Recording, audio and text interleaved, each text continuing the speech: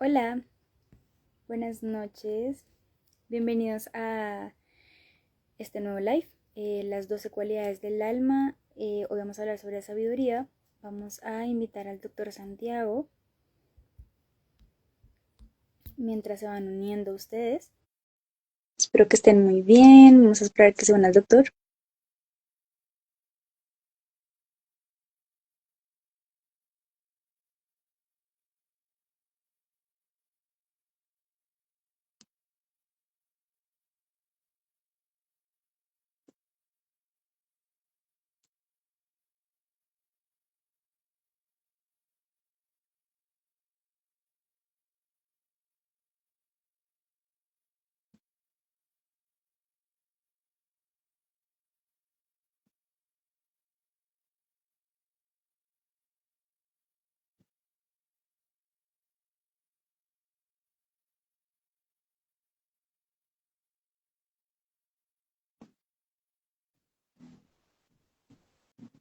Sabemos qué pasa.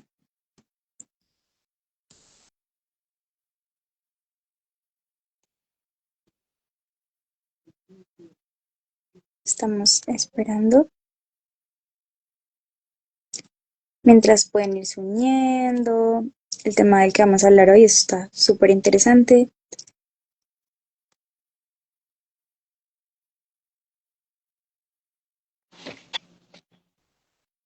Hola, Muchas. ¿cómo estás, mi querida Vanessa? Bien, sí, señor. Bueno, tenemos una nueva oportunidad aquí de completar este viaje de las 12 cualidades del alma.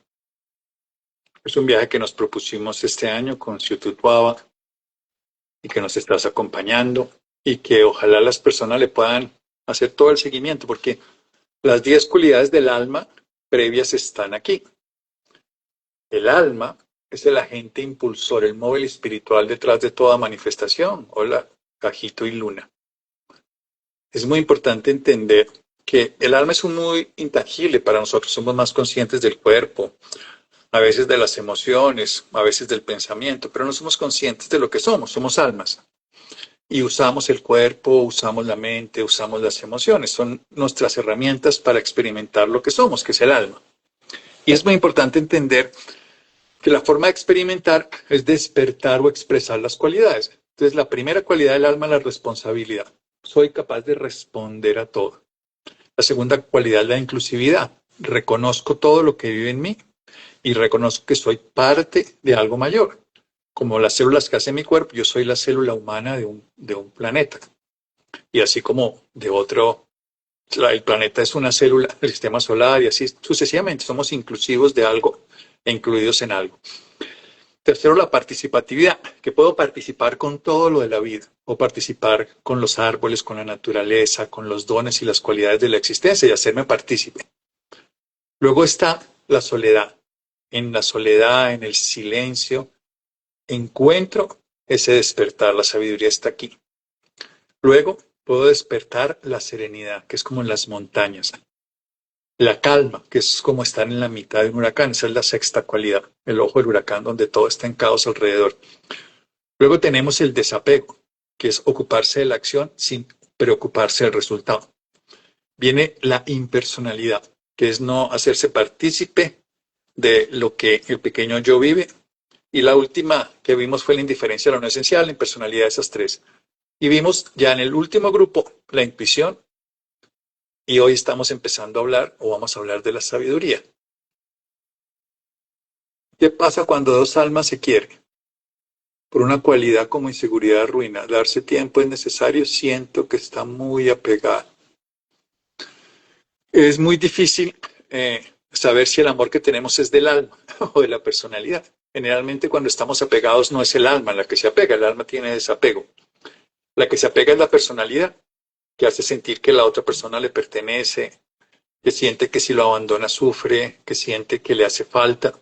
Eso es la personalidad y eso no está mal. Somos personalidades como capas del alma, pero el alma no tiene ese apego. El alma ama sin poseer. El alma no se siente obligada, sino que está motivada. Y es una diferencia que no es fácil de comprender, pero todo lo que sea apego, dependencia, manipulación, es de la personalidad. Y nos casamos en la personalidad, uno no se casa con el alma. Uno se casa con la personalidad y lo hace ante un notario, ante un juez, ante un sacerdote, ante un grupo religioso. Pero se casa en la personalidad. El alma está casada con la vida, con la existencia, con la divinidad, con todo lo que existe. La personalidad sí contrae una relación particular con una persona. Esa sería la forma de decirlo. Pero bueno, vamos a hablar. Hay tres personajes. Voy a primero a honrar a uno, que este libro escrito por un maestro, Sesha, él murió anoche, desencarnó, se volvió a encontrar con su alma, fue mi maestro de meditación. Este es un libro que últimamente, por la razón que fuera, él me lo dedicó aquí hace un tiempo, bueno, no importa, era mi maestro de meditación desde el siglo pasado, no había nacido Vanessa, desde los 80, imagínense Vanessa, no estaba en planes y ya yo intentaba esos pasitos. Y hoy ahorita voy a leer un pedacito de él, como honrarlo, fue una persona de una gran sabiduría. Sin duda, él podía experimentar un estado de conciencia de plenitud, experimentado lo que somos, el alma, un estado de conciencia no dual, que basado en la meditación Advaita, la Vedanta Advaita, que es la no dualidad. Advaita significa no dual. O sea, que las cosas no están separadas, que somos parte de algo inclusivo, algo integral. Hay un personaje que me gusta mucho también desde los 80, que lo pude leer, que se llamaba Krishnamurti, y generó todo, y de ahí voy a basarme. Y voy a contarles un poco cuál es la versión de la sabiduría. ¿Tú crees que alguien que tenga mucho conocimiento es sabio? Te pregunto, Vanessa. Tiene mucho conocimiento. Yo digo que la sabiduría no es conocer sobre cosas, sino viene como más de adentro, más de pronto lo que has vivido.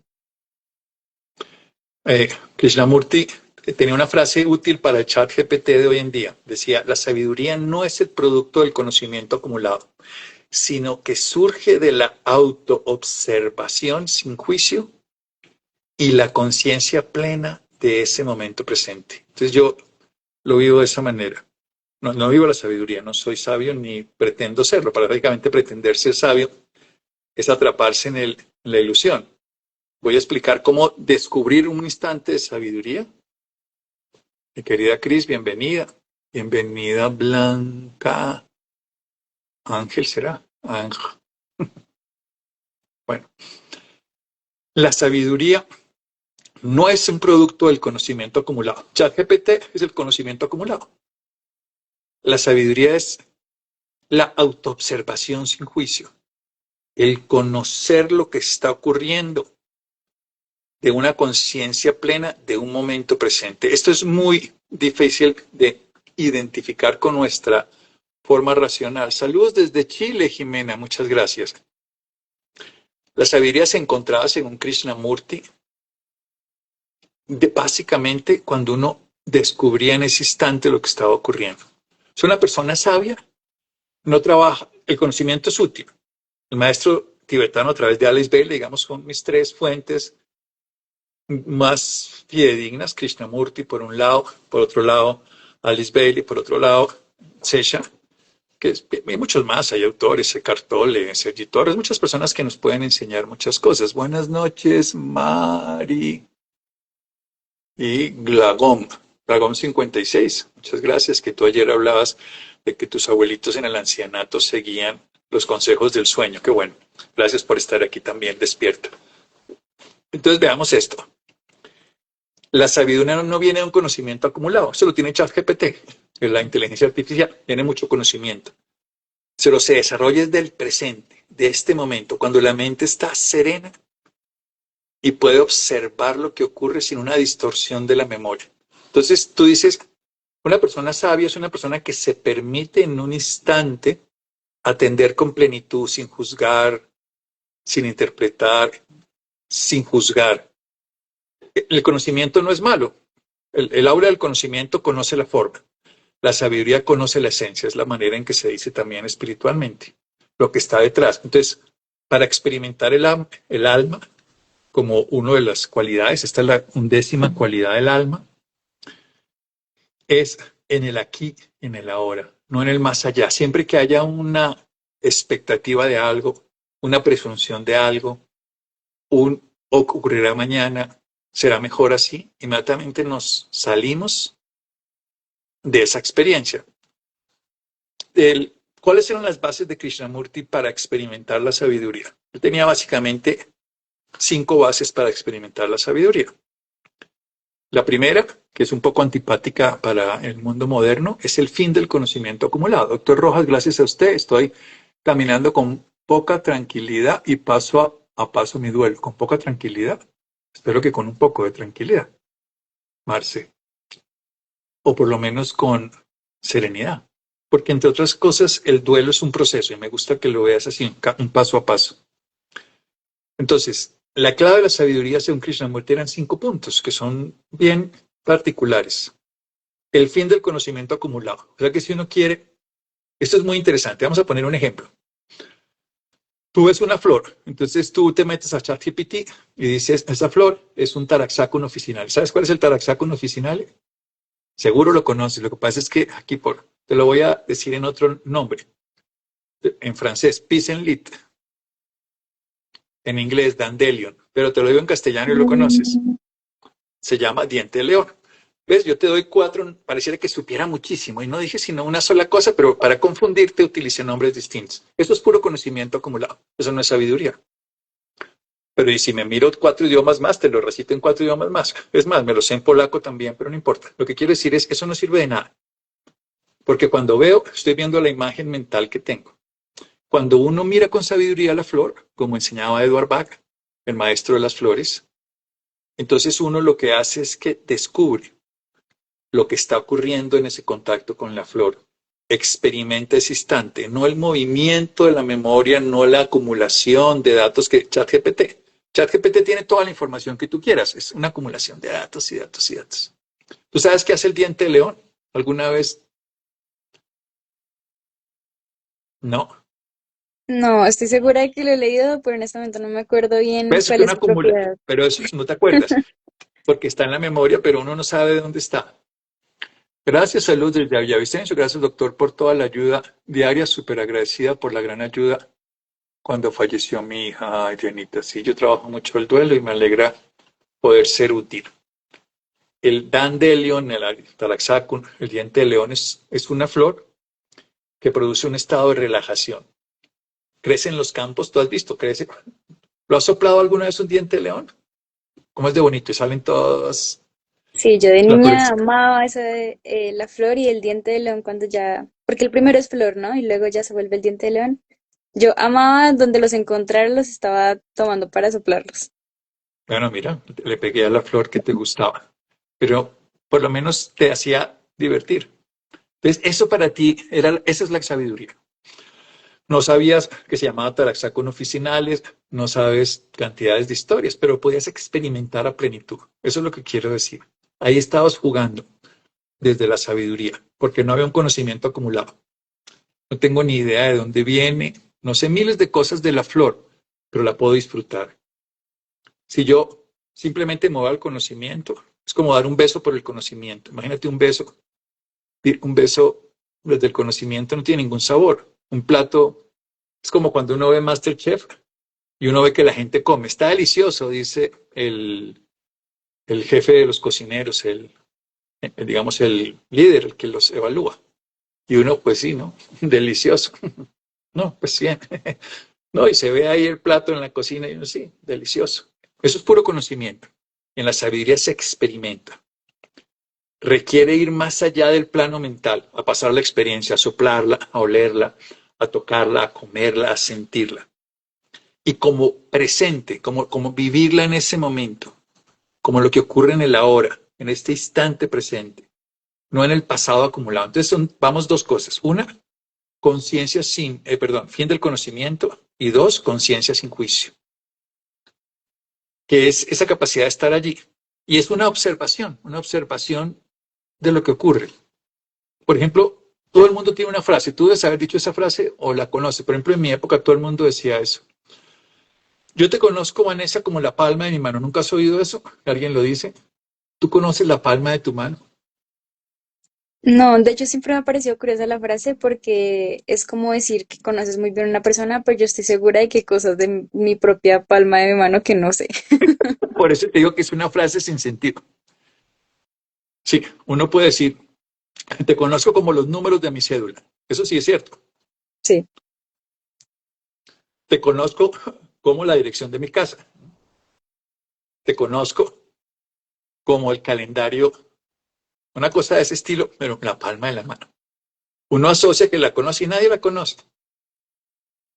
Entonces, cuando uno pueda conocer algo como la palma de la mano, es que conoce a plenitud, pero no es cierto, no conocemos a plenitud ni la palma de la mano ni la otra persona. Pero cuando esa conciencia sin juicios se experimenta, entonces uno ve la mano como es, ve la flor como es, no la analiza, oye, es que está sucia, uy, cómo está de gorda, uy, cómo está de flaco, uy, estoy huesudo, todo eso es un juicio. No digo que eso esté bien o esté mal, pero los antiguos, y es una experiencia que tuve la oportunidad de aprender de maestros, este maestro, por ejemplo, me enseñó mucho, Sesha, a, y muy, muy bello poder yo hablar hoy de la sabiduría cuando él ha fallecido, porque dejó su sabiduría, pero no la dejó en libros, que también lo dejó en libros y los he leído y los sigo leyendo, sino que la dejó impresa. Y la sabiduría está impresa en la experiencia, en la vivencia, en algo que cuando se está allí, él era un maestro del presente, nos enseñaba todo el tiempo el presente y nos enseñaba la cuarta cualidad que Krishnamurti decía para la... Krishnamurti hablaba del fin del conocimiento, la conciencia sin juicio, hablaba del presente como aprendizaje, pero hablaba de una cosa que era la mente serena. ¿Qué es una mente serena? Es una mente que debe estar libre de cualquier perturbación del pensamiento. ¿Qué significa poder observar sin pensar? Cuando tú estás tan entregada a algo, el pensamiento se diluye. Y es muy bello. O sea, si tú puedes observar la mano, porque todos tenemos una palma de la mano que no conocemos, pero podemos observarla sin juicio. Observarla sin cómo está de gorda, cómo está de flaca, cómo está de bonita, cómo está de fea. Uy, está arrugada. Todas estas cosas son juicio. Le estoy calificando. Si la puedo observar y sentir que la observo y descubrir, eso suena muy raro, pero los antiguos vivieron así, los antiguos conocían, yo he estado con mamos en la sierra, con indígenas en el Putumayo, con indígenas en el Amazonas, con muchos seres que yo digo que son mucho más sabios, pero tienen mucho menos conocimientos. Ellos no tienen el conocimiento de los libros, pueden no hablar idiomas, pueden no saber ni siquiera leer ni escribir, pero pueden tener una sabiduría porque pueden comprender perfectamente lo que está ocurriendo en la naturaleza. O sea, pueden estar, como decía Jesús en el Sermón de la Montaña, la letra muerta de los hombres, la letra viva de la naturaleza. Pueden leer un árbol, una brisa de un viento, un aroma de un estanque, saber cómo están las cosas porque están allí, no están yendo a buscar en Google. La humanidad ha sido muy sabia, pero el conocimiento nos está incapacitando porque nos lleva al juicio. Esta es más bonita que este es más grande que este. Esa cosa sirve para la supervivencia y está muy bien.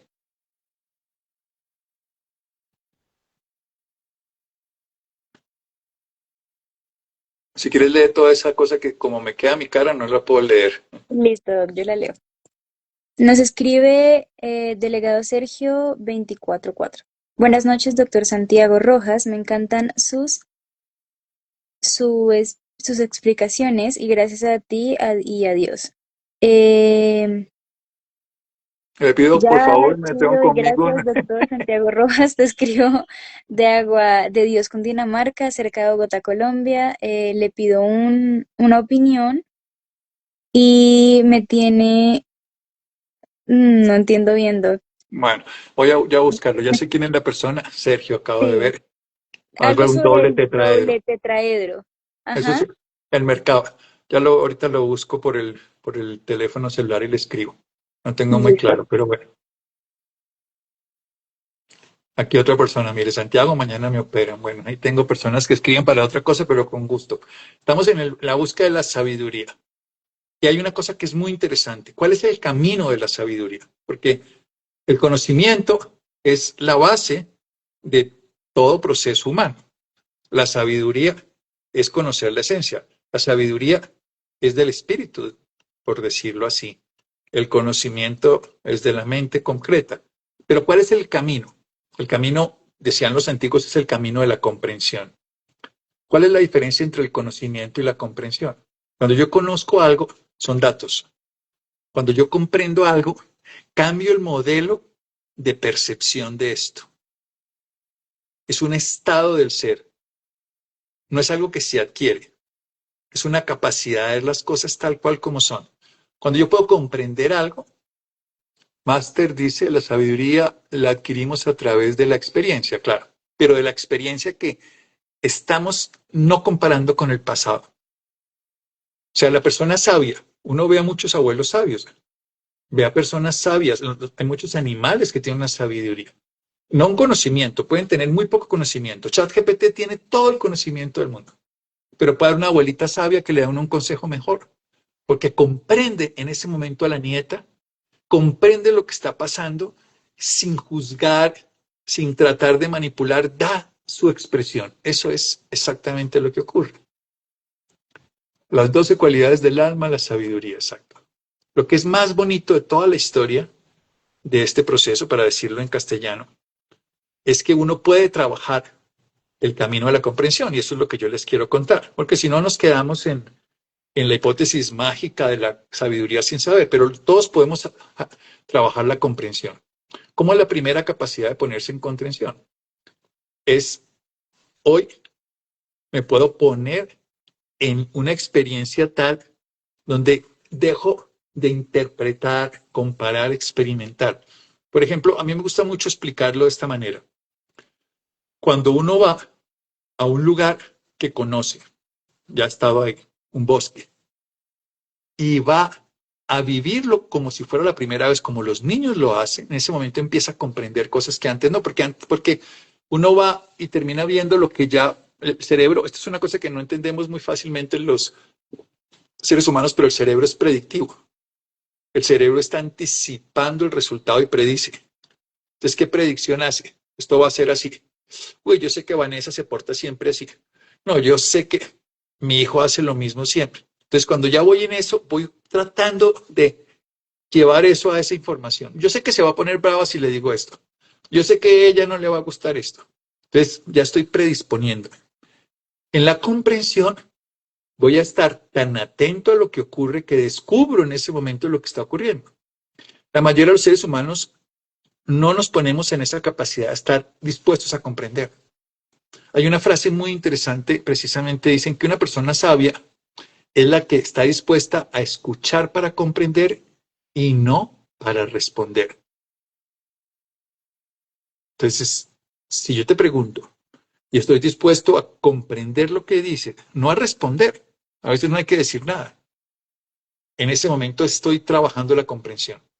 Si estoy simplemente tratando de lo que tú me digas, yo te lo conteste, yo te lo responda, incluso reaccione contra eso. No es cierto.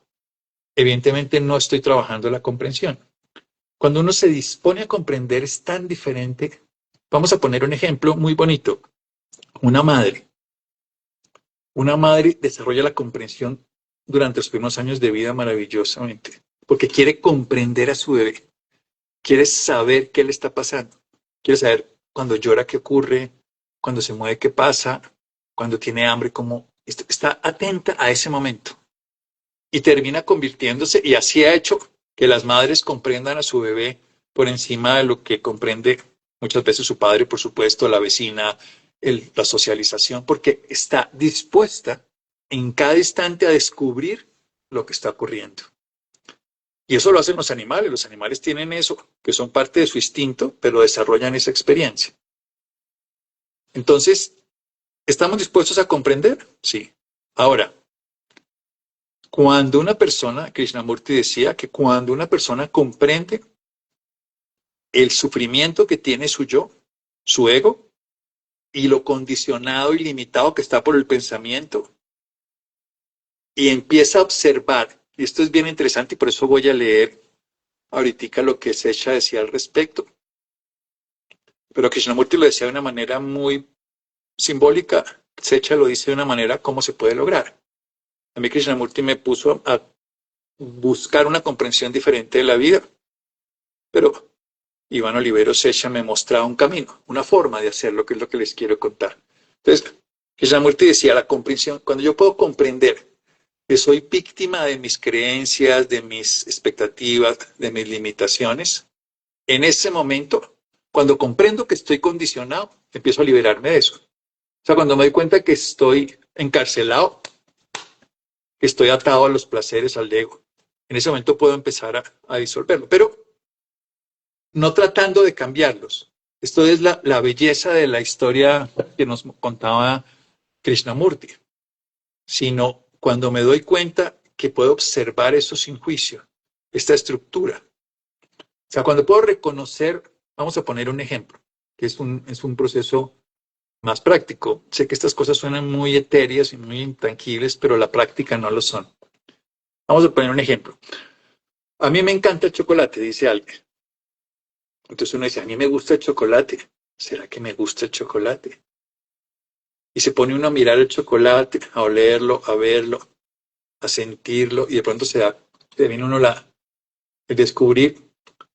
No, a la que le encantara el chocolate era mi mamá, porque a mi mamá era la que le gustaba que le regaláramos chocolates. Entonces, cuando yo le regalaba chocolate, yo me los comía. Y claro, como ella quería, pues yo quería quitárselos, yo me los comía, entonces me quedaron gustando. Empieza uno a descubrir todo eso que uno creía que. Y después uno dice, bueno, sí, me gusta o no me gusta, pero empieza a descubrir todo ese andamiaje que uno construyó sobre una hipótesis. Y se da cuenta que uno está condicionado por el padre, por la madre, por la pareja, por la sociedad. Si quieres lo leo, Doc. ¿Sí? Sandra nos dice, ¿qué hacer para no juzgar o quejarse cuando realmente son situaciones injustas que ves en el área de laboratory o eso sucede para tomar la decisión de encontrar un mejor empleo? Gracias. Qué interesante desde la perspectiva de la sabiduría. Mira, no es no quejarse, es que la queja tenga un sentido. Vamos a ponerle una explicación al cuerpo. El cuerpo necesita quejarse cuando hay dolor. Si tú tienes un dolor y te quejas, la liberación del dolor genera endorfinas y biológicamente es útil. El tema es seguirte quejando porque esa queja te empieza a generar una sensación de minusvalía y de incapacidad. Entre más te quejes, menos capacidad tienes de resolver. Entonces la queja debe ser, si tú te golpean, en ese golpe una queja es natural. Pero cuando te quedas quejando, te quedas en el golpe y no en la transformación que haces. Ahí viene la idea. Entonces, reúne toda la experiencia que tienes frente a lo que ocurre y quéjate. Esto siento, esto, y libera todo eso que siente. Es más, hay una forma súper interesante. Cuando tú escribes y quemas, esto la gente lo ve como un ritual esotérico, pero cuando tú escribes algo y lo ves quemar, hay unas áreas del cerebro que se activan que saben que eso se transforma. Entonces escribe toda la queja, pero no la sostengas. La queja no es mala, nada en sí mismo es bueno o es malo, pero quedarse quejando. Entonces uno escribe todo lo que queja. Es que mi jefe hizo esto, esto. Escríbelo como lo sientas, no lo interpretes, porque lo que estás sacando es lo que sientes, que te atormenta y que luego empiezas a magnificar, a perpetuar, a sostener. ¿Conoces los libros de Eckhart Tolle? Por supuesto, los conozco, sí. El poder de la hora, por ejemplo. Entonces uno escribe, quema, y cuando uno ve que eso se quema, es maravilloso. Nosotros hicimos durante muchos años un ritual, que es el ritual del perdón, y poníamos a las personas a que escribieran de qué querían liberarse y vieran cómo se quemaba eso. Que eso tiene una función porque además cuando uno ve la quemarse, se producen ondas alfa en el cerebro, se activan ciertas áreas, no quiero confundirlos para salirnos del tema, pero eso permite que uno pueda descubrir una posibilidad distinta, porque ya liberó lo que lo agobia, entonces puede ver algo más allá. Cuando uno ve la cárcel que tiene, la cárcel en este caso es la rabia, la injusticia, entonces no ve soluciones, porque solo quiere quitar la injusticia, pero no ve posibilidades, porque esto es lo que me molesta, esto es lo que me está molestando. Si tú tienes, y a mí me gusta el ejemplo que Krishnamurti ellos decía, si tú estás siendo picada por un animal, tú lo único que quieres es quitarte el animal. De pronto uno lo está picando una abeja, se le metió una serpiente entre los zapatos, uno lo quiere quitar. Eso es natural. Pero si uno lo quita, no se puede quedar todo el tiempo pendiente de eso. Entonces, cuando uno se sigue quejando, es como si la serpiente, la lagartija, la cucaracha, el alacrán sigue picándolo a uno, porque uno le hace poder. Entonces, cuando uno puede sentir lo que siente, lo escribe textualmente lo que siente, no la interpretación, no juzgando precisamente, y lo quema, y lo ve quemar, puede ver más allá, está quitando eso que lo está uno sosteniendo, uno incapacitando, esa es la manera. Voy a leer la forma en que mi amigo maestro decía. Entonces, si aparecen pensamientos indeseados de cualquier tipo, entonces intenta lo siguiente. Este es del libro, claro que se ve al revés, ¿no? Aprende a meditar. De Sesha, que desencarnó ayer y lo quiero traer como honra en mi vida. Lo siento, se fue el mensaje con error. Porque el cuerpo quiere liberar algo a través de... Bueno, termínalo de escribir, ¿no? No pasa nada. Entonces, Iván decía, debes darte cuenta. Esta palabra es muy bonita. Esa es observación sin juicio. Eso también es muy de Krishnamurti y de todo. Debes darte cuenta de la existencia del contenido mental. Darte cuenta inhibe la identificación con el contenido mental, por lo que advertirás de inmediato que el contenido mental se sitúa en la distancia o simplemente desaparece. No luches por no pensar, ni te sientas mal por no tener el control. Son herramientas que la propia mente usa soterradamente para reafirmar sus hábitos caóticos. Entonces, básicamente, lo que uno tiene que hacer es, cuando viene el pensamiento, observarlo. Y observarlo de tal manera que, y aquí viene la clave de todo esto en la sabiduría, no somos los pensamientos, somos la conciencia que los observa. Si yo puedo darme cuenta que el pensamiento aparece, que la idea del problema y de la solución está como un pensamiento, simplemente lo observo, deja de tener poder. Es exactamente lo mismo que estaba diciendo con lo escrito. Y escribo ese pensamiento, esa emoción perturbadora, ese sentimiento, y lo puedo quemar, inmediatamente desaparece de mi imagen, como si yo puedo observar ese darte cuenta. Esto para muchas personas suena muy complejo y es absolutamente simple. Si yo puedo ver los pensamientos sin pensar que yo soy el que los piensa, sino darme cuenta que los piensa mi mente como un refrito, porque el pensamiento y el conocimiento son viejos. Es como el ChatGPT, está trabajando sobre información previa, no está desarrollando algo novedoso, sino simplemente está repitiendo. ¿Qué es la pregunta que alguien ahora sí la escribieron? Sí, nos escribe Lini. Cuando hay náuseas, por ejemplo, el cuerpo quiere liberar o expresar algo que desea sacar de la mente o el corazón. Luchar contra ellas es contraproducente, odiar esa sensación es perjudicial. Bueno, lo primero, cuando tienes náuseas, pueden ser de origen biológico o pueden ser de origen psicológico, porque las áreas que generan, digamos, la ínsula, es una zona del cerebro que tiene que ver con la socialización. Y cuando hay algo que te genera asco, por ejemplo, nos puede generar asco muchas funciones, porque asco y aversión en el sentido biológico funcionan ahí a ese nivel y pueden ser condiciones muy desagradables. Veo que alguien hace algo que me parece grotesco y mi cerebro activa las mismas áreas que si estuviera comiendo algo que me genera malestar. Una mujer, por ejemplo, embarazada, produce náuseas para darle alimentos que sean saludables a su bebé. Ese es un mecanismo biológico de supervivencia. Hay que entender para qué sirven las cosas. Cuando una mujer embarazada tiene náuseas es porque su organismo considera que ese alimento puede llegar a ser perjudicial porque está en descomposición o algo. Y es un mecanismo que a veces se fortalece por el mismo aprendizaje emocional. Entonces tiene un rechazo. Tiene componentes obviamente de hormonas en la beta-gonadotrofina del embarazo, pero técnicamente es un sistema donde yo estoy rechazando algo que puede hacerme daño. Mira, ahorita leemos lo de Monique. Entonces, si tú sientes náuseas y te da odio o asco por tener náuseas, perpetúas el hecho. Pero si sientes náuseas y te permites sentirlas sin rechazar, aunque vomites, las náuseas van a tener menos perturbación emocional y menos prolongación. Tu cuerpo las puede seguir sintiendo, Porque si te ponen un medicamento, por ejemplo, esto es bien interesante. A un grupo de marinos en la zona del norte de Europa, les hicieron durante un mes, les dieron la idea de que les iban a dar un medicamento muy poderoso, moderno, para quitar las náuseas. En los mares del norte, en Europa, se mueven mucho y los marinos, los reclutas, les dan muchas náuseas. Seguramente a mí me darían también. Entonces los educaron y les dieron una sustancia inocua, un placebo, y les sirvió a la gran mayoría de las personas. Hicieron avanzar más y la siguiente oportunidad, al siguiente grupo, les dieron la misma charla, explicaron el medicamento, todos los efectos benéficos y les dieron un medicamento que produce vómito que se llama ipecacuana. Y cuando dieron ipecacuana, a esas personas tampoco les dio náuseas y soportaron el viaje a pesar de que el cuerpo produce náuseas cuando recibe ipecacuana. Es más, los médicos usan en esa época, y todavía se usa, ipecacuana para que las personas vomiten. O sea que la sustancia que aún produciendo vómito, por el efecto de conciencia de que era otra cosa, no les dio vómito. Entonces, cuando tú puedes sentir las náuseas y te permites sentirla y no rechazar las náuseas, no aumenta las náuseas.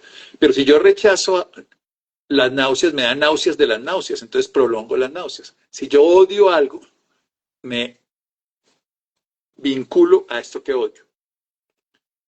Porque Olafo el Amargado decía que era mejor, o esto es una tira cómica, pero sirve para explicarlo, que los amigos van y vienen, pero los enemigos son eternos. Entonces, ¿qué es mejor tener enemigos? Porque duran toda la vida.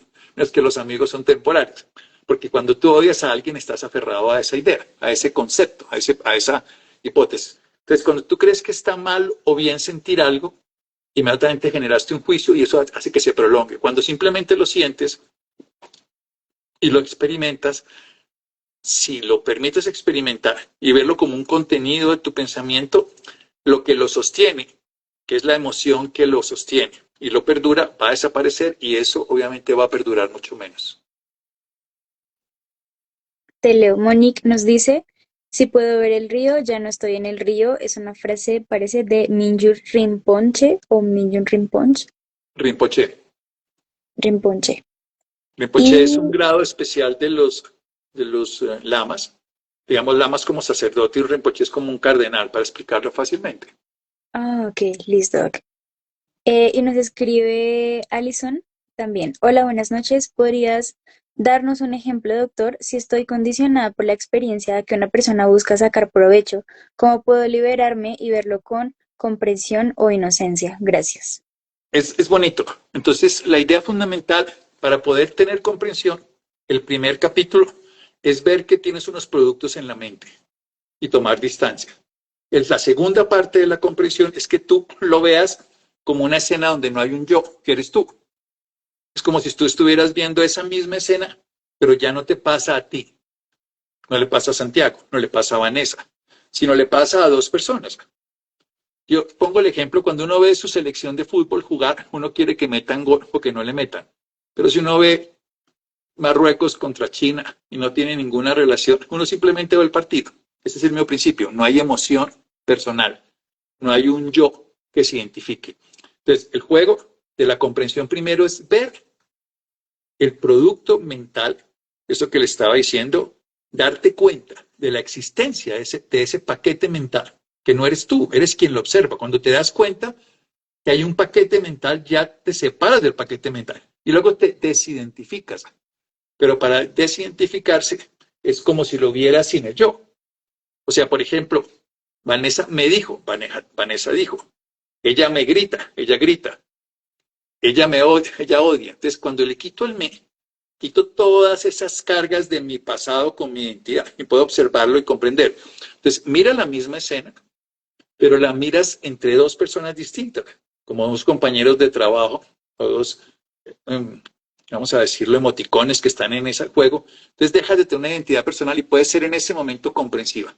Puedes generar la comprensión. La comprensión parte de esa capacidad de poner una nueva perspectiva de la realidad. El conocimiento es acumulación de datos, la comprensión es cambiar el modelo con el que se percibía la realidad anteriormente. Y tú la percibías desde el yo, y en este momento la estás primero percibiendo que hay un paquete mental, tomas distancia y luego la observas desde una versión que no estás tú como partícipes, sino que están dos personas. Ahí puede ser muchísimo más. Y la palabra no es objetiva, sino comprensiva. Y aquí hay una Listo, cosa muy también. interesante. Voy a seguir leyendo.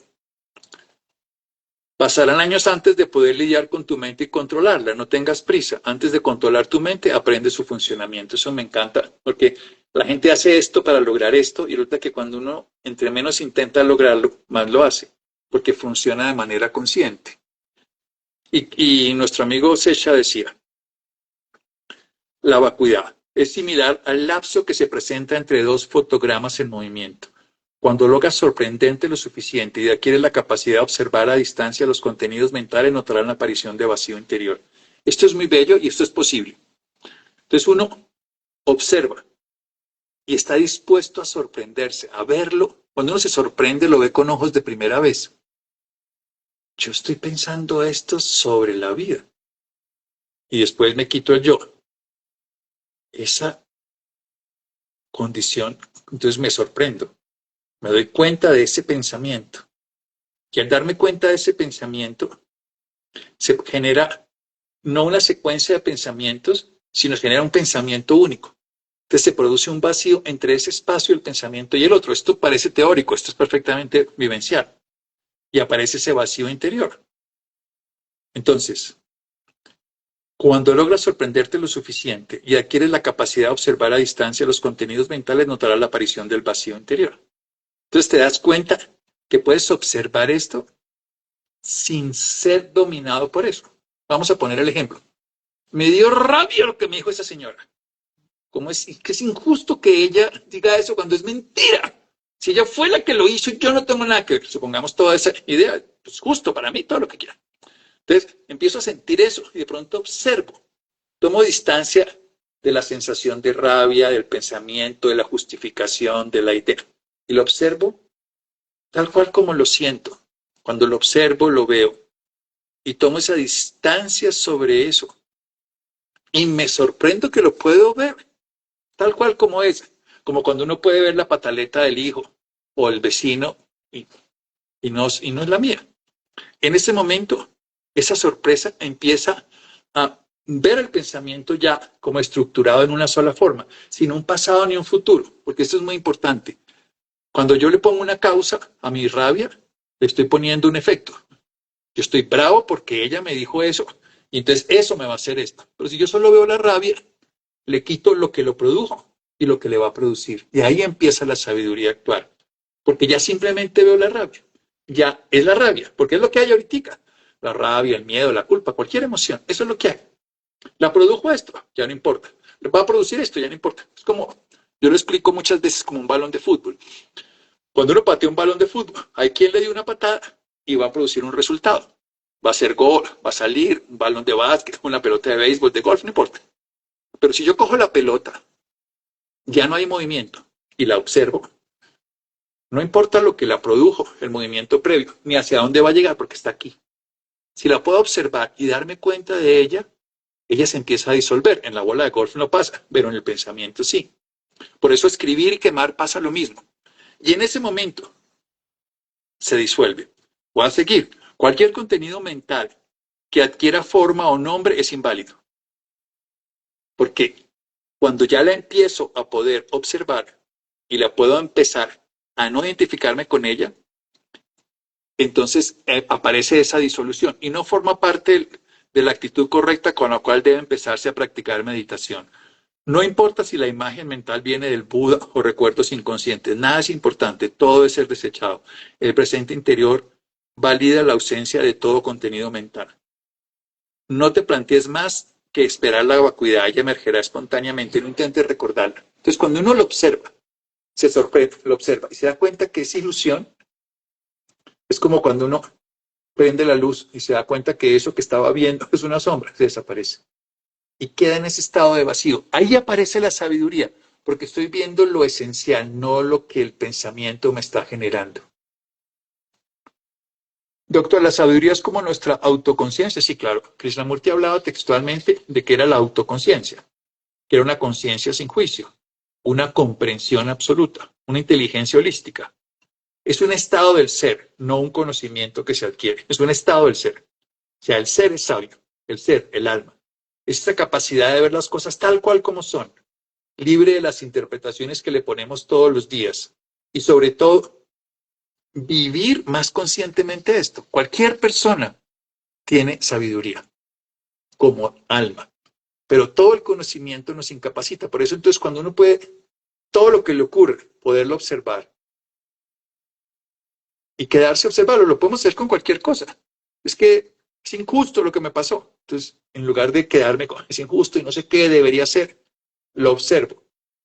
Y me doy cuenta de todos los pensamientos que están ahí. Cuando me empiezo a dar cuenta, se empiezan a diluir solitos, porque no les estoy dando el golpe de la pelota ni el resultado de la pelota, simplemente estoy viendo la pelota. Ella en sí misma no tiene ningún poder.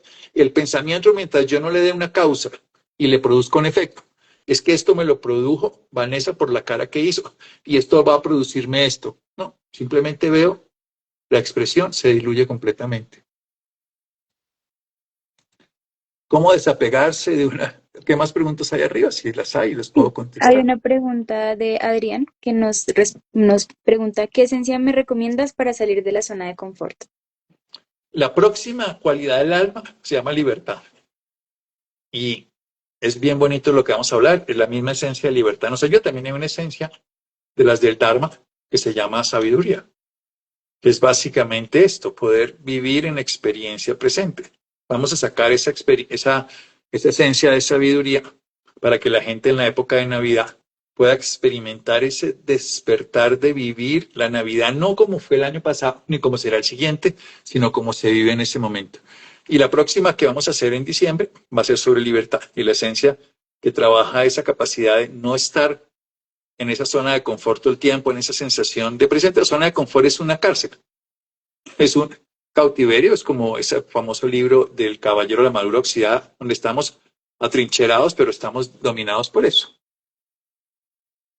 Nos pregunta también Sandra, ¿qué hacer con esa amiga que en general te busca cuando está triste o aburrida para consejos, pero cuando está en eventos muy felices, en esos no te incluye? ¿Qué se debe hacer? Gracias.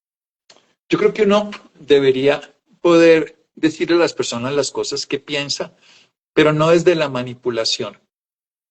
O sea, decir textualmente, ahora me buscas porque estás así y yo voy a estar así. Cuando estás en la otro lugar no me buscas. Para que la otra persona primero se dé cuenta y, y te puedes preguntar lo siguiente, ¿por qué lo haces? Y la persona puede, porque es que lo que nos ocurre a los seres humanos es que a veces no nos damos cuenta, o a veces ubicamos a las personas solo para ciertas cosas. La autoobservación es uno de los regalos más bonitos que nos da la vida. Y a veces no tenemos el tiempo, yo me estoy dando ese tiempo, a veces me cuesta trabajo por las miles de actividades, pero darse uno ese tiempo de observarse, de no juzgarse, de no destruirse, de no criticarse, de no darse palos, sino de conocerse. Entonces, hay que hablarse con esa misma naturalidad. Una de las cosas fundamentales en la comunicación con los demás es hablar, porque además hay que decirlo, es mi opinión, es mi percepción, no lo que tú deberías hacer, sino es lo que yo opino. Opino que el color azul tal cosa, es mi opinión. Opino que la camisa tal cosa, pero no es tú deberías, tú harías. Entonces es decírselo de esa manera. Te quiero contar lo que yo siento, que me buscas cuando estás mal, pero que me ignoras cuando estás en el lado bien. ¿Por qué lo haces? ¿Te has dado cuenta? Esa sería la forma de decírselo. Lulu nos pregunta, Doc, ¿cómo es apegarse a una relación tóxica? ¿Cómo desapegarse? Primero, hay que darse cuenta que si estamos en una relación tóxica es porque estamos los dos siendo parte de la relación tóxica. Y eso es bonito que lo pongas desde ese lugar. Los patrones de apego vienen generalmente de una condición, el miedo a la pérdida. Entonces hay que estar, hay una frase muy, muy bonita que decían los antiguos, nadie debe tener lo que no está dispuesto a perder. La primera clave para el desapego es estar dispuesto a perderlo todo. Cuando estás dispuesto a perderlo todo, entonces puedes darle sentido a lo que tiene sentido, a lo que no, no. Pero cuando no estás dispuesto a perder, estás apegado. Cuando estás dispuesto a perder, estás empezando el desapego. No quiere decir que lo sueltes o lo botes, pero es estar dispuesto. No, no, es que si hago esto lo pierdo. No, estoy dispuesto a perderlo todo. Porque estás dispuesto a perderlo todo. Dispuesto. No vas a hacer para perderlo todo. Vas a ser mucho más consciente de lo que tiene sentido y de lo que tiene sentido y de lo que no tiene sentido. Ese es el primer capítulo. Y el segundo capítulo de la misma función. Las goticas que estábamos hablando ahorita, por ejemplo, a mí me gusta muchísimo trabajar la compasión. La compasión es la acción consciente de ayudar a liberar el sufrimiento, pero ojo, no es ni lástima ni pesar. La compasión es acción consciente de aliviar el sufrimiento. Y el Buda decía algo que es muy valioso. La compasión que no te incluye no es compasión. Entonces trabaja prácticas de compasión contigo para que tú puedas verte a ti misma atrapada en esa relación. Y cuando eres compasiva te vas a ayudar a quitar los lazos que te atan con esa persona. Porque al ser amorosa contigo, tendrás eso que estás buscando en otro, que estás suplicando en otro, que estás entregando a otro y estás sufriendo. Por eso cuando estamos tristes, cuando estamos abatidos, cuando estamos perdiendo la claridad y el sentido de la vida, recogerse, hacer silencio, hacer autocompasión, quitar todas las hipótesis de la vida externa, te hacen reconocer lo que tiene sentido. Entonces, en las relaciones, no solo por relaciones tóxicas, esto es por cualquier cosa, pero en relación tóxica particularmente, primero, ponte por qué no estás dispuesta a perder y ponte en actitud de estar dispuesta. Y luego, trabaja la autocompasión. Busca los textos, por ejemplo, de la Universidad de Stanford o busca las prácticas budistas de los lamas tibetanos de la práctica de la compasión, del Tonglen y practícalo. Y verás que eso te va a hacer sentir el bienestar que le darías a esa persona a otra, pero vas a ti mismo y no necesitar buscarlo o suplicarlo en otro. Nos pregunta Luisa Fernanda. Hola, buenas noches. ¿Cómo hago para distanciarme y hacer que esta distancia me ayude a tomar decisiones más acertadas? Tienes que distanciarte de tus ideas antes que de las personas. Entonces tienes que tomar una distancia de las ideas porque las ideas las creemos que somos nosotros. Los pensamientos, las ideas son simplemente reciclajes de la información, pero nosotros somos las que las observamos. Cuando tú puedas tomar distancia de tus creencias, ideas, podrás tomar distancia de cualquier cosa. Para eso tienes que tomarte el tiempo y el permiso de tomar distancia, pero hacer el ejercicio de ir bien. Y a veces necesitamos hacerlo.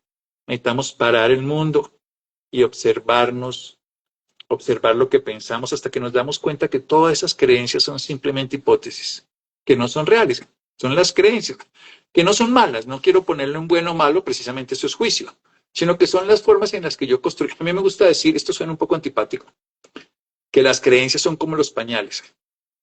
En algún momento el pañal nos servía. De pronto en unos años también nos vuelve a servir, porque uno viejito a veces lo necesita. Pero mientras no necesita, uno no se pone un pañal, ¿cierto? Entonces, cuando uno puede ver la utilidad del pañal, la utilidad de la creencia, entonces, ¿para qué fue útil esta creencia? Cuando yo pensaba, cuando yo necesitaba esta creencia es útil, pero ahora no la necesito. Entonces, la dejo guardada o en la basura, la desecho. Pero si yo puedo ver la creencia que mantiene la hipótesis de que necesito, debería tener esto, y ver las creencias requiere tomar distancia, hacer pausa, silencio, reflexión y darse cuenta de esas creencias que lo llevan a uno a incapacitarse. Nos dice Endri, ¿y si el pensamiento viene de una creencia limitante, cómo manejamos eso? Si tú crees que tienes una creencia limitante, estás limitado por la creencia. Obsérvala. Observa la creencia y date cuenta precisamente que el poder se lo estás dando tú, no la creencia. Entonces, no es una cuestión de luchar contra eso. Todos esos personajes lo que nos enseñan es observa, date cuenta de eso que está permeando tu mente y tu forma de decidir. Cuando lo puedas observar, cuando lo puedas reconocer y no juzgar, se puede desaparecer. Mientras lo quieras cambiar, le darás poder. Mientras lo quieras modificar, todo es como un pañal. Insisto, si tú puedes ver que la creencia es un pañal que te cubre cuando lo necesitabas, pero después no lo necesitas, lo desechas. Tú no guardas un pañal. Insisto que es un poco antipático, pero de pronto otro día lo vuelves a necesitar. Un día ya perdí el control sobre sí mismo, necesito una creencia para sostener mis embarradas. Entonces me pongo un pañal. Pero mientras no lo necesite, no voy a coger el pañal. Entonces cuando tú puedas ver que esa creencia es algo que es ajeno a ti, que lo has utilizado para sostener algo, que es precisamente tus condiciones, pero si la puedes ver, la puedes poner en un lugar distinto. Entonces tienes que poderla ver, no juzgarla, no criticarla, es verla y observarla textualmente sin juicio. Darte cuenta claramente de la creencia y poderla ver separada de ti. Verla en el plano allá y observarla. Y se empieza a desvanecer. Esa es la manera más poderosa y más simple. María Valencia nos dice, en el caso de observar el pensamiento y darme cuenta qué debo hacer luego, ¿podría darnos un ejemplo más concreto? Se me fue un pedacito de tu sonido. Repítemelo, por Sí. favor. En el caso de observar el pensamiento y darme cuenta qué debo hacer luego, ¿podrías darnos un ejemplo más concreto? Si observo el pensamiento y me doy cuenta de ese pensamiento y me quedo a observarlo sin, la forma más importante es entender este concepto. Si yo digo, este pensamiento viene de esto y va a esto, el pensamiento va a seguir teniendo fuerza. Pero es como la pelota que lanzó el jugador. Cuando la lanzó, viene de un lugar y va a otro lugar. Pero si yo me quedo con la pelota y solamente la sostengo y la observo y me doy cuenta que está allí, ella misma se desvanece. Cuando le pongo una causa, es que yo pienso así porque mi mamá hacía esto. Y eso además me lleva, y entonces es quedarse observando, observando, observando el pensamiento y se desvanece. Pero lo que pasa es que yo lo quiero cambiar, entonces ya le quiero dar una dirección a la pelota, entonces tengo fuerza. Si yo lo quiero cambiar, es que la quiero botar para allá, aunque venir para acá. No, simplemente es observar, observar la pelota y darse cuenta que es un pensamiento. ¿Se requiere qué? Se requiere darse el tiempo y darse cuenta de ese pensamiento. Ahí es donde emerge la sabiduría. La sabiduría porque estoy comprendiendo. Insisto que el camino en la sabiduría es el camino que el conocimiento se deja para estar experimentando la comprensión. No es un tema de más conocimiento, no es un tema de técnica, no es un tema de que hagamos más y más técnicas, no, es un tema de darme cuenta que ese pensamiento que está ahí está dominando mi forma de validar la vida. Y cuando lo puedo observar separado de mí, cuando no le doy el poder de que es mi creencia, de que es buena o es mala, es que el problema es que decimos, no me gusta esa creencia, ya le estoy dando un poder, porque la estoy juzgando, la estoy calificando y la estoy rechazando, pero lo que más detesto me apesta, esa es la frase famosa. Uno lo que más detesta se apesta, es el mismo principio. Simplemente es observar, ahí está la creencia. No, no viene de mi papá ni mi mamá, ya no importa. Al principio lo reconocí, pero luego ya quito todo el factor de dónde venía y de dónde va. Simplemente veo como la pelota ya sin quién la impulsó y de dónde va. Y me quedo observándolo. ¿Cuánto tiempo? El tiempo que sea. Vuelve el pensamiento, vuelve y lo observo. Llegará un momento, después de varias veces de hacerlo, que ese pensamiento, al no tener quién lo impulsó, no quedarme en las hipótesis, no quererlo cambiar, ese pensamiento deja de tener poder. Y el quererlo cambiar, el querer luchar contra eso, el querer otro pensamiento, el querer, eso es lo que hacemos todo el tiempo y ahí nos quedamos el resto de la vida enredados. Porque ese es un funcionamiento de la mente.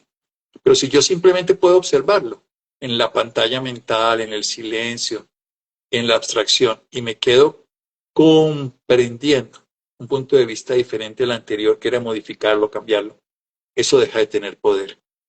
Y cuando comprendo el sufrimiento del yo, descubro las causas del sufrimiento. Vamos a poner el ejemplo. El sufrimiento de una madre que se le murió un hijo, como las que nos contestaron hace un rato, y el sufrimiento de una persona que se le perdió, un niño, que se le perdió su juguete, no es lo mismo para la gente de afuera, pero para el que lo está viviendo puede ser exactamente igual. Por supuesto, si uno lo compara, no. Pero si yo puedo sentir el sufrimiento, y esa es una clave, quedarse uno sintiendo ese sufrimiento tan grande que tiene, pero no buscarle la causa. Yo sufro porque a mi hijo le pasó esto. Yo sufro porque mi esposa me dejó. Yo sufro porque el amor de mi vida es imposible. Y eso va a significar esto. No, simplemente me quedo sintiendo el sufrimiento. Me quedo observando lo que está manifestando el sufrimiento. Me quedo viendo el sufrimiento como tal. Y lo puedo entonces comprender. Entonces me doy cuenta, básicamente, de esa naturaleza que perpetúa el sufrimiento, que es el ego o el yo, por el condicionamiento y el pensamiento. Y si puedo observar sin juzgar, esa estructura empieza a disolverse. Pero la clave está en que yo observe el sufrimiento, las características, y no lo quiera cambiar. Yo sé que todos queremos quitarnos el sufrimiento, pero el tema es que los queremos quitar porque tiene una causa. Mi mamá me hizo, mi pareja me dijo, y va a producir un efecto, ese sufrimiento me va a matar. Pero si me quedo con él, y lo puedo observar, sentir el dolor, la tristeza, el vacío, la carencia, la ausencia de ese ser que uno ama, que está desesperado por estar con esa persona, pero no puede estar por la razón que sea. Si lo puedo observar y sentir, eso empieza a disolverse. Eso es la experiencia. Bueno, por acá tenemos varios comentarios, Doc. Bueno, vamos a ver si podemos ser útiles en alguno. Listo, bueno, digamos este. Mari nos dice, ¿por qué será que en mi caso no me gusta estar más cuando la gente está mal? Me gusta ayudarlos, oírlos, etcétera.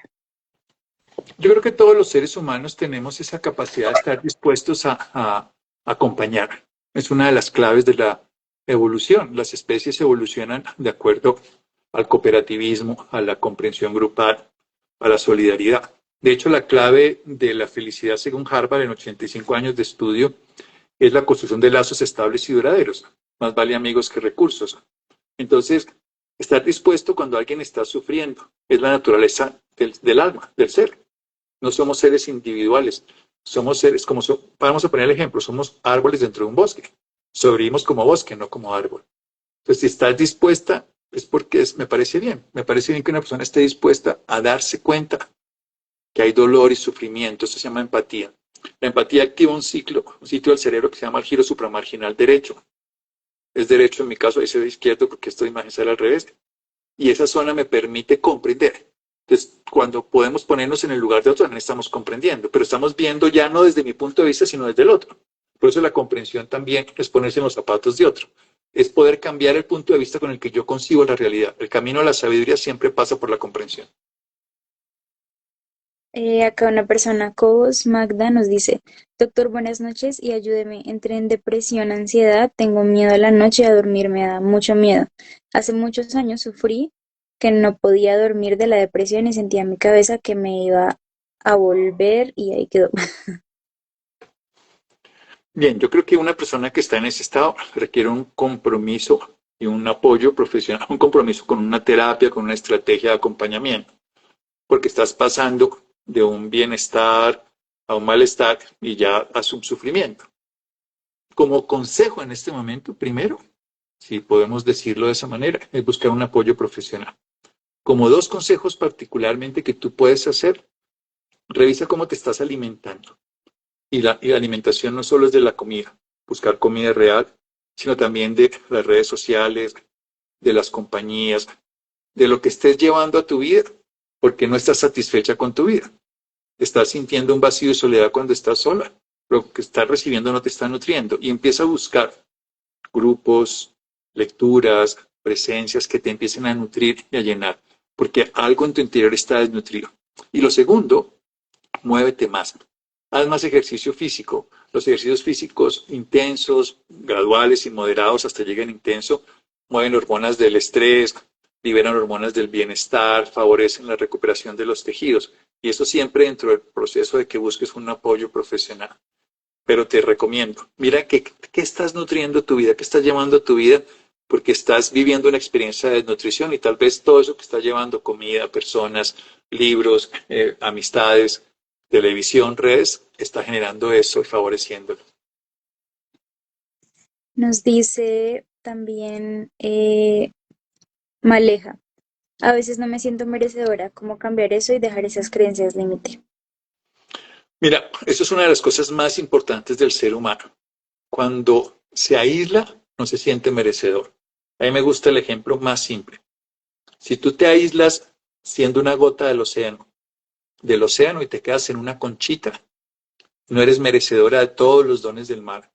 Pero cuando te vuelves a verter en el océano, eres merecedora de ser el océano. Entonces, para poder sentirse merecedora de algo, no te puedes separar. Si tú sacas un órgano del cuerpo, no es merecedora de la sangre que le llevaría al corazón, porque está aislado. Entonces, la forma de ser merecedor es considerar, experimentar, reconocer que somos partícipes. Para eso, precisamente el trabajo que enseñamos aquí, que no está basado en mis creencias, esto está basado en todos estos autores que les he contado hoy, es que somos almas que estamos experimentando una vida. Entonces, la segunda cualidad del alma se llama la inclusividad. Si te miras para atrás en estos aquí, en su esencias, encontrarás que hay un live sobre inclusividad. Esa te permite ser más en este sentido, más capaz de reconocer que eres merecedora de la misma bondad y naturaleza de la vida. Esto es muy bonito. Los animales saben que la naturaleza les va a otorgar las posibilidades. No se los va a dar hecho, porque al tigre le toca cazar. O sea, cada animal tiene que buscarse, pero es merecedora de todas las oportunidades. Entonces, cuando te hagas partícipe de la humanidad, cuando te hagas que eres parte de la humanidad, empezarás a reconocer que todos los dones de la vida también están disponibles para ti. Tienes que hacer cosas para experimentarlos, pero ya por derecho al ser, tienes la capacidad de estar siendo bendecida y, vamos a decir, merecedora de todas las cosas. Maintofo nos pregunta cómo soltar desde el amor en el duelo. ¿Cómo soltar? Es que además uno solamente suelta desde el amor. Hay una cosa que es muy bonita y es que uno sale de un callejón sin salida por donde entró. Si uno amó a una persona, debe soltarlo amándolo. Y amar es ayudar a otro a ser libre. O sea, si realmente yo amo a esa persona, quiero que sea feliz, aunque no esté conmigo. Ese es el verdadero amor. Lo otro es apego. Solo serás feliz si estás conmigo. Solo serás feliz si haces las cosas que yo quiero. Solo buscaré que tú estés bien si tú cumples mis deseos. Eso es apego. Y eso es parte de una transacción comercial. Yo voy a una tienda y yo le digo al señor, regáleme eso. Usted págueme. Yo tengo que pagarle. Y si yo pago, quiero que me dé el objeto que yo pague. Eso es una transacción comercial. En la relación de pareja pasa lo mismo. Pero en el amor no. O sea, si tú realmente amas, puedes soltar. Si no amas, si no estás apegado, pues estás exigiendo cosas. Y eso es totalmente natural. Así construimos las relaciones. Entonces, soltar desde el amor es más fácil, soltar desde el apego es más difícil. Porque en el apego estamos adheridos a apegarse. En el amor, amar es ayudar a otro a ser libre. Entonces, ahora, ¿cuánto amor y cuánto apego tenemos en una relación? Tenemos las dos. Tenemos mucho apego y un poco de amor. A veces tenemos más amor y empezamos a crecer y uno se da cuenta que ama mucho tiempo después. Me explico, uno se acuerda de la abuelita que se murió hace 20 años, 30 años y la disfruta con recordarla. Entonces la está amando porque no la está necesitando. Cuando amamos no necesitamos. Valoramos y disfrutamos la presencia, pero no la necesitamos. Cuando estamos apegados necesitamos. El apego al oxígeno es una necesidad, pero el disfrute de estar en un lugar es una condición de capacidad. Pili Solarte nos dice, Doc, vivo bajo el mismo techo por mutuo acuerdo con el padre de mis hijos, pero no somos pareja. ¿Cómo hacer para salir de esta situación? La pregunta es, ¿qué quieres hacer con tu vida? ¿Qué quieres hacer sobre lo que estás buscando para ti? Date esa reflexión. Hay un ejercicio que te recomiendo y en las mujeres funciona muy bien. Ustedes las mujeres pueden mirar mucho más fácil al pasado y nosotros mirar más fácilmente al futuro, los hombres. Estamos condicionados biológicamente para eso. Entonces, construye la idea de que estás en el 2026. Imagínate que estás sintiendo bienestar y siente bienestar. No observes nada a tu alrededor. ¿Dónde quieres estar? No. Quiero que ubiques una sensación de bienestar y de paz interior. Si tú puedes encontrar una situación de paz interior y ubícate ahora, sintiendo la sensación de paz interior, que estás en el 2026 o 27. Entonces, cuando ya tengas la sensación, entonces observa dónde está tu vida, dónde están tus relaciones, pero desde la sensación. Es un error conceptual. Yo quiero estar feliz en el 2027. Entonces, me imagino el lugar ideal para estar feliz. Entonces, ahí está mi imaginación, no está mi sentir. Mi sentir, mira, hay una frase que me gusta mucho. Pensar es global, actuar es puntual y sentir es total. Cuando yo pienso, englobo algo. Por eso hay que mirar el pensamiento como un globo y dejar que se disuelva. Cuando yo actúo es puntual. Digo algo, hago algo, pongo el dedo aquí, marco una tecla aquí. Pero sentir es total. El sentir es absolutamente verdad, transparencia. El pensar no, es hipótesis. Y el actuar, pues es separado, es algo puntual. Entonces, siente gozo, bienestar. Dedícate a experimentar hasta que puedas sentir esa sensación. Luego, cuando la estés sintiendo, trasládate a 2026, 27 y sigue sintiendo la sensación y luego intenta desde esa sensación, ahí sí, pensando, englobando ese sentir que es total, en el año 2026, 27, observa qué está alrededor de tu experiencia. dónde estás construyendo la vida, con quién estás, qué está ocurriendo. Y date cuenta, y ahí sabrás, que es lo más interesante, que estás allí y ahí estás en bienestar. Entonces luego observa desde esa hipótesis qué tienes que hacer para llegar a ese lugar. Y ahí sí la construyes. Ahí haces el actuar. Sentir, pensar y luego actuar. Pero desde ese orden, sentir, pensar, actuar. Nos dice Sandra, cuando una relación amorosa termina, ¿es mejor bloquear de las redes hasta sanar? Muchas gracias. Todo depende del tipo de vínculo que tienes. Si tú estás en una etapa de dolor, sí. Pero tú puedes seguir, a veces las relaciones no se pueden terminar tan tajantemente porque hay proyectos económicos, afectivos, familiares que siguen ahí están. Puede que sexuales no, puede que convivencia no. Entonces hay que ver hasta dónde. Pero si te tortura, te hace daño, te duele, sigues teniendo expectativas, sí es mejor tomar una distancia para que no haya ese efecto de rebote. Se sabe que el cerebro cuando está separándose de una relación activa las mismas áreas de la dependencia de la cocaína. Entonces obviamente un cocainómano no le dice huela otra vez esté con él, sino tome distancia a la cocaína. Si hay una relación de apego, de tortura mental y emocional, sí es bueno cortar todo tipo de vínculo. Pero si no hay eso, puedes tomar, digamos, la distancia suficiente para que no haya agresión o dolor. Y iremos con la última pregunta que ¿Sí?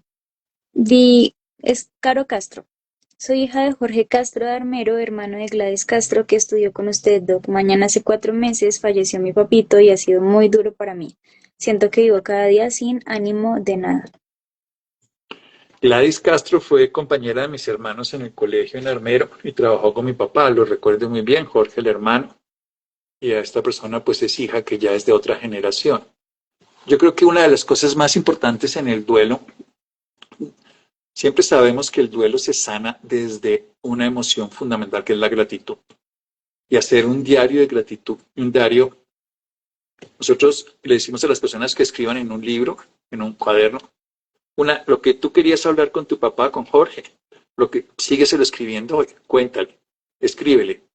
Hoy es noviembre 5, papá, estoy no sé qué, cuéntale, ve hablando. Pero, ojo, ve, este diario te sirve para descubrir y reconocer lo valioso. La gratitud es la emoción que más transforma el dolor. Cuando uno está agradecido, el cerebro libera unas enzimas, unas hormonas, digamos enzimas biológicas en el estómago, o a través de unas relaciones biológicas, unas neurotransmisores, unas secreciones que le dan bienestar. Entonces, escribe un diario de lo que estarías hablando con él. Empieza a hacer un diario todos los días, diario textualmente.